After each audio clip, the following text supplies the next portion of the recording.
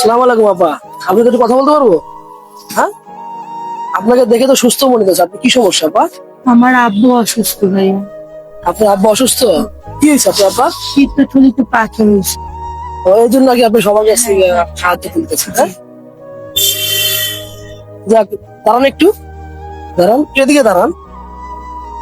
দোয়া করি আল্লাহ আপনার আব্বাকে সুস্থ করে দেন, সে দোয়াটা করি।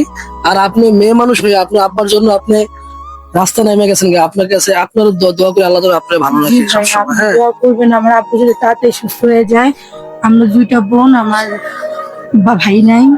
আমার আম্মু মারা গেছে আর আমার আব্বু অনেকদিন যাবত অসুস্থ। এখন ভর্তি আছে, সাভার থাকে, আমরা সাভার নামে ভর্তি আছে আমার আব্বু।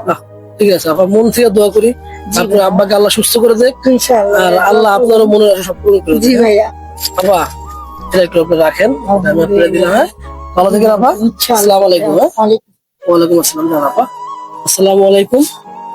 আপনারা সবাই ভিডিওটি একটু বেশি বেশি করে শেয়ার করে দিবেন। আল্লাহ হাফেজ।